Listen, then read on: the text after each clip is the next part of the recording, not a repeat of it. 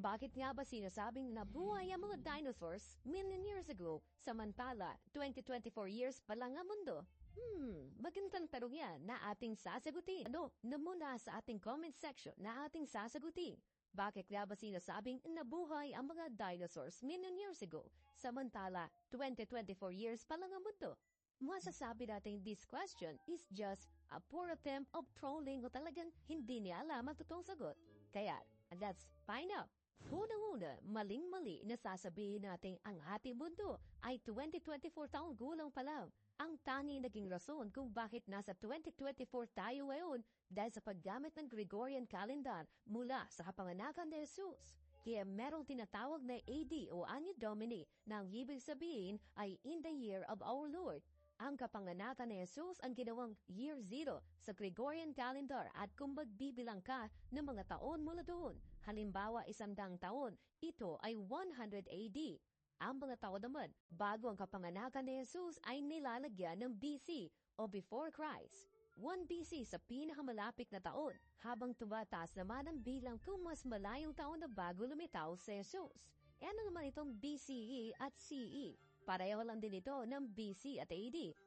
Una, BC at AD ay mas partikular sa mga Kristiyano. Ginagamit namang katumbas ng dalawa sa mas sekular na katawagan ng before Common Era at Common Era. Pag sinabi mo namang 1st century AD o 1st century CE, ibig sabihin 100 taon mula sa pagsisimula ng kalendaryo. So ang taon na yung 2024 ay tinaguriang 2024 CE o 2024 AD. Sa mga tuwid, hindi 2024 years old ang ating mundo. Sa pamamagitan ng BC at AD o ng BCE at CE, naging mas posible matrap ang taon sa kasalukuyan at ang mga pangyayari sa ating kasaysayan. Ang katanungan niyo, ilang taon na ba ang mundo? Ang ating mundo ay mga 4.5 billion taon na ang nakalilipas, kaya kung magsisimula tayo ng pagbilang mula sa simula ng daigdig, nabubuhay tayo sa mga 4.5 billions sa halip na sa 2024. Ang sangkatauhan ay mga 100,000 taon lamang ang nakalilipas, kaya kung magsisimula tayo ng pagbilang mula sa simula ng tao, nabubuhay tayo sa mga 100,000 taon. Ang konsepto ng mga dinosaurs na nabubuhay ng milyong-milyong taon ay nagmula sa larangan ng paleontology na nag-aaral sa prehistoric na buhay sa pamamagitan ng mga fossil.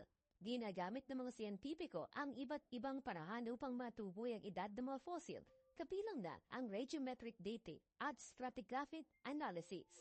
Binibigyang halaga ang estimate ng edad ng daigdig na mga 4.5 bilyong taon at ang buhay sa daigdig, kabilang ang mga dinosaurs, ay humusbong mga 3.5 bilyong taon na ang nakalilipas. Ang mga dinosaurs ay nawala mga 65 million years ago bago pa dumating ang mga tao. Ang kasalukuyang taon, 2024, ay isang maliit na piraso lamang ng malaking timescale ng kasaysayan ng daigdig. Ang kasaysayan ng tao ay relasyon sa maikling panahon kumpara sa edad ng daigdig at ang panahon na mga dinosaurs ay naglakbay sa planeta. Pinagsama-sama ng mga siyentipiko ang timeline ng kasaysayan ng daigdig sa pamamagitan ng iba't ibang geological at biological evidence na nagpapahintulot sa atin na maunawaan ang mga pangyayari sa kasaysayan, milyon-milyon at kahit bilyonong taon ang nalilipas. So ayan, sorry Dodgers, sana ay naging mas malinaw sa inyo ang topic na ito. Anong masasabi mo? I-comment mo na bang sa baba.